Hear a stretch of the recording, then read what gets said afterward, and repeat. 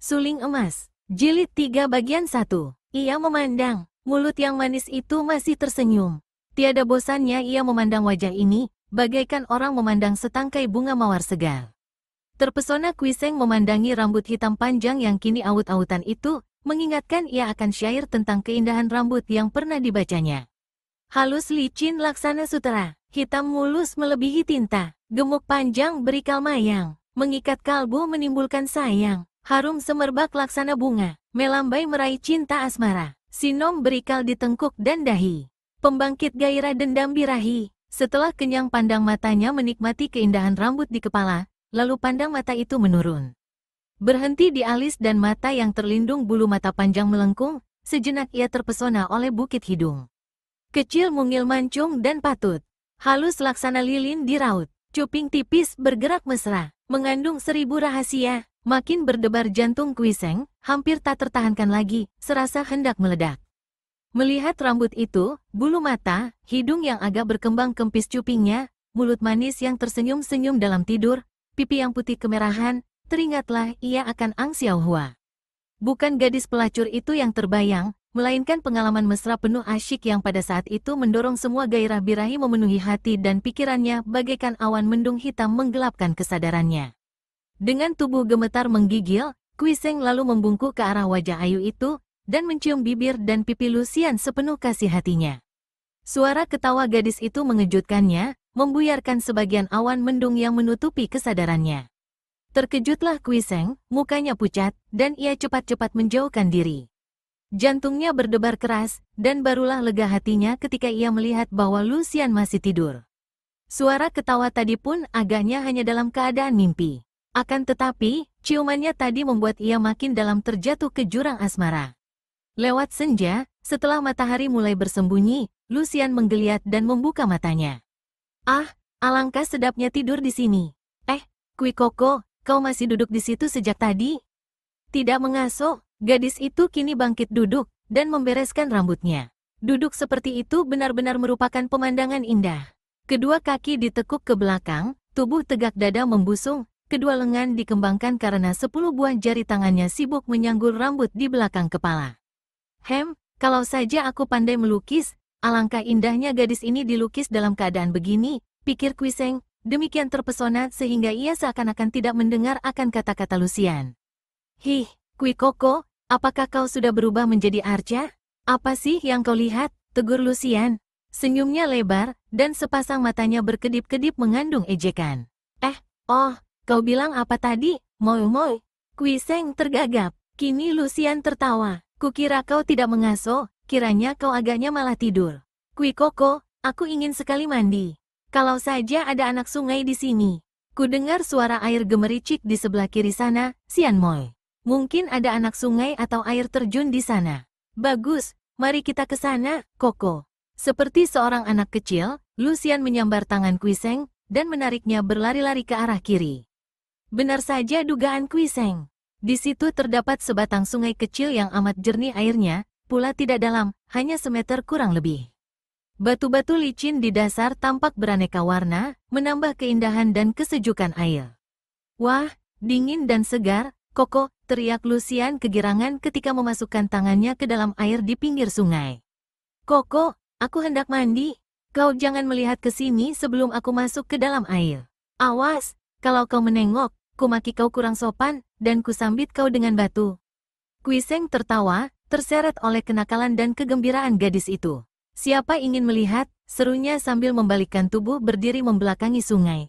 Ia hanya mendengar gerakan gadis itu, suara pakaian dilepas, kemudian mendengar gadis itu turun ke dalam air. Semua yang didengarnya ini menimbulkan bayangan yang amat menggodanya, sehingga ia memejamkan kedua matanya seakan-akan hendak mengusir bayangan itu dari depan mata. Sudah, Kui Koko, kau sekarang boleh saja melihat ke sini, aku sudah aman tertutup air. Enak benar, Koko. Kau mandilah, segar bukan main. Kuiseng membalikkan tubuhnya, dan ia terpaku di tempat ia berdiri. Kedua kakinya menggigil, dan matanya berkunang-kunang. Aduh, Lucian, apakah benar-benar kau sengaja ingin menggodaku? Demikian keluhnya dalam hati. Ketika ia menengok, ia melihat pakaian gadis itu bertumpuk di pinggir sungai, di atas sebuah batu besar, semua pakaian berikut sepatu dan pita rambut. Kemudian, apa yang dilihatnya di tengah sungai itu benar-benar membuat ia berkunang dan lemas. Memang gadis itu merendamkan tubuhnya di dalam air, sehingga yang tampak dari luar air hanya leher dan kepalanya. Akan tetapi, agaknya Lucian lupa bahwa air itu amat jernih. Ataukah memang sengaja, air itu demikian jernihnya, sehingga batu-batu di dasarnya tampak. Apalagi tubuh yang duduk di atasnya. Pemandangan aneh tampak oleh Kui Seng. Tubuh padat berisi, sempurna lekuk-lekungnya, bergoyang-goyang bayangannya oleh air. Cepat-cepat ia menundukkan mukanya. Kuatkan hatimu. Kuatkan hatimu sebelum kau kemasukan iblis. Demikianlah dengan kaki gemetar Kui Seng berdiri menundukkan mukanya, mengerahkan tenaga batinnya untuk melawan dorongan nafsu. Moi. Ia berhenti karena suaranya kedengaran aneh. Kau mau bilang apa, Koko? Kui Seng menarik napas panjang, dan mulai tenanglah gelora isi dadanya. Sian Moi, aku tidak mandi. Kau mandilah yang puas, biarku nanti kau di sana. Aku khawatir kalau kuda kita dicuri orang. Tanpa menanti jawaban, Kui Seng lalu membalikkan tubuhnya, dan lari ke tempat semula, di mana ia menjatuhkan diri duduk termenung memikirkan Lucian. Gadis yang aneh, ia harus mengaku bahwa hatinya sudah jatuh betul-betul. Ia memuja Lucian, memuja kecantikannya. Padahal ia maklum sedalam-dalamnya bahwa watak gadis itu sama sekali tidak cocok dengan wataknya, bahwa kalau ia mempunyai istri seperti Lucian, hidupnya akan banyak menderita. Aku harus dapat menahan diri, semua ini godaan iblis, pikirnya. Aku sejak semula tidak menghendakinya sebagai istri. Hanya karena sudah berjanji dengan Pat Jiu Sin Ong untuk menurunkan ilmu yang mengalahkannya, maka sekarang mengadakan perjalanan bersama. Mengapa ia menjanjikan hal itu? Ia kena diakali Pat Jiu Sin Ong yang tentu saja ingin menguras ilmunya. Kalau sudah menurunkan ilmu, aku harus cepat-cepat menjauhkan diri dari Lucian, pikirnya. Akan tetapi, teringat akan perbuatannya mencuri ciuman tadi, kembali gelora di dadanya membuat Kui Seng memejamkan mata. Gila, kau sudah gila? Tiba-tiba Kui Seng yang masih memejam itu menamparkan kepalanya sendiri.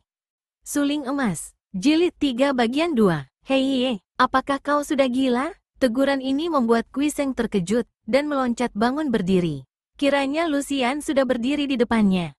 Biarpun cuaca sudah mulai gelap, masih tampak gadis itu segar dan berseri-seri, makin cantik setelah mandi. Gadis itu tertawa geli. Kui Koko, kukira kau tadi menjadi gila. Apa-apaan itu tadi kau menamparkan kepalamu sendiri? Kau tidak melihat tadi? Banyak nyamuk di hutan ini. Mengiang-ngiang di atas telinga, ku coba menepuk mampus nyamuk-nyamuk itu. Baiknya Lucian percaya alasan ini. Kui Koko, sekarang aku hendak pergi. Kau menanti di sini saja, ya? Kemana, Sian Moi? Ke benteng itu, menyelidik. Apakah perlunya? Jangan mencari perkara. Sudahlah, kau seperti nenek bawel saja. Kalau tidak suka, kau tidak usah ikut. Aku tahu kau tidak suka, maka aku akan pergi sendiri. Biarlah kau menanti di situ bersama, nyamuk-nyamuk itu. Aku pergi dulu, Koko. Setelah berkata demikian, Lucian mempergunakan kepandaiannya meloncat dan lari cepat. Sebentar saja lenyap dari situ. Kui Seng mengerutkan keningnya. Gadis aneh, ia takkan berbahagia hidup di samping gadis itu sebagai suaminya. Akan tetapi, mengapa hatinya seperti ini? Mengapa timbul kekhawatirannya kalau Lucian menghadapi malapetaka? Biarlah kalau ia tertimpa bencana. Salahnya sendiri, mencari perkara, mencampuri urusan orang lain. Kui Seng mengeraskan hatinya, dan mulai membuat api unggun untuk mengusir nyamuk yang memang banyak terdapat di hutan itu. Akan tetapi, hatinya tetap merasa tidak enak. Terjadi perang di dalam hatinya antara membiarkan atau pergi menyusul Lucian. Dengan pengerahan ginkang dan ilmu lari cepatnya, sebentar saja Lucian telah tiba di luar tembok benteng. Tembok benteng itu cukup tinggi. Pintu gerbangnya berada di tengah, terjaga kuat oleh belasan orang prajurit. Pintu belakang juga terjaga, malah tertutup rapat. Sedangkan di atas tembok itu, pada setiap ujungnya terdapat bangunan kecil, di mana tampak pula penjaga yang bersenjata lengkap. Beberapa menit sekali, penjaga-penjaga meronda di sekeliling tembok. Pendeknya, benteng itu terjaga rapat sekali. Untuk melompat tembok, terlampau tinggi, dan andaikan kata dapat juga, pasti akan tampak oleh para penjaga di 4 penjuru. Akan tetapi, Lucian adalah seorang gadis yang banyak akal, berani, dan lihai. Ia memilih bagian yang agak sepi, menanti sampai peronda lewat, kemudian cepat sekali ia menggunakan pedangnya membongkar tembok. Pedangnya bukanlah pedang biasa, melainkan pedang pusaka, pedang buatan daerah Gobi yang terbuat dari logam baja biru. Oleh ayahnya, pedang itu diberi nama Toa Hong Kiam, pedang angin badai, karena Pat Ju Sin Ong memberikan pedang itu kepada putrinya ketika menurunkan ilmu pedang Toa Hong Kiam Sud. Pedang baja biru ini dapat dipergunakan untuk memotong besi dan baja. Apalagi tembok yang terbuat daripada bata itu, dengan mudah saja dapat ditembus Toa Hong Kiam. Belum 5 menit, Lucian telah berhasil membuat lubang yang cukup dimasuki tubuhnya.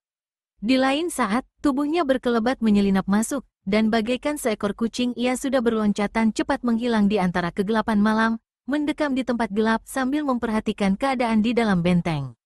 Benteng itu cukup luas, kiranya cukup untuk menampung ribuan orang bala tentara.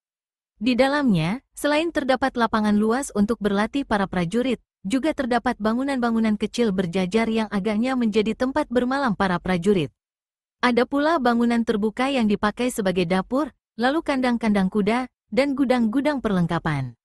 Di tengah sendiri terdapat 4 buah bangunan besar yang bentuknya kembar. Tak salah lagi, disinilah tempat para perwiranya. Maka, tanpa ragu-ragu Lucian lalu berindap-indap menghampiri 4 bangunan ini, karena memang kedatangannya ini terdorong oleh rasa hatinya ingin mengintai dan menyelidiki keadaan. Jenderal muda Kam Si-ek. Di sudut lubuk hatinya, memang ia tak pernah melupakan Kam Si-ek, pemuda gagah perkasa dan ganteng yang pernah menggetarkan hatinya di atas panggung adu ilmu. Sayangnya, pemuda itu tidak mau melayaninya mengadu kepandaian. Namun, sikapnya yang gagah dan keras, wajahnya yang membayangkan kejantanan, telah menggerakkan hati Lucian sehingga ketika dalam perjalanan ini ia mendengar disebutnya nama Kam Si-ek, sekaligus bangkit hasrat hatinya untuk menemuinya dan mempelajari keadaannya, kalau perlu mencoba kepandaiannya. Hati Lucian berdebar melihat bendera tanda pangkat jenderal di depan sebuah di antara 4 gedung. Ia menyelinap ke belakang gedung ini, kemudian menggerakkan tubuhnya melayang naik ke atas genteng sebelah belakang, dan dengan hati-hati ia merayap di atas genteng menuju ke bagian tengah. Ketika ia melihat sinar api penerangan yang besar dan mendengar suara orang, ia membuka genteng dan mengintai ke bawah. Betapa girang hatinya ketika ia melihat orang yang dicari-carinya, yaitu Kam Si-ek sendiri, berada di dalam sebuah ruangan besar di bawahnya. Biarpun seorang jenderal, Kam Si-ek ternyata berpakaian biasa, mungkin karena tidak sedang dinas. Pakaiannya serba biru, dan rambutnya digelung ke atas, diikat sutera kuning. Tubuhnya yang tegap itu kelihatan gagah dan penuh tenaga. Ia duduk menghadapi meja besar yang penuh hidangan. Yang membuat hati Lucian kaget dan tak senang adalah ketika ia melihat 3 orang gadis cantik yang pernah dilihatnya. Kini, 3 orang gadis itu mengenakan pakaian yang lebih mewah lagi, biarpun warna pakaiannya tetap sama, yaitu yang pertama serba merah, yang kedua serba kuning, dan yang ketiga serba hijau. Rambut mereka digelung rapi dan dihias emas permata mahal. Muka mereka dilapisi bedak, bibir dan pipi ditambah warna merah, dan bau minyak wangi mereka sampai tercium oleh Lucian yang mendekam di atas genteng. Pada saat itu, dengan sikap gagah dan suara tegas Kam Si-ek berkata, "Tidak bisa.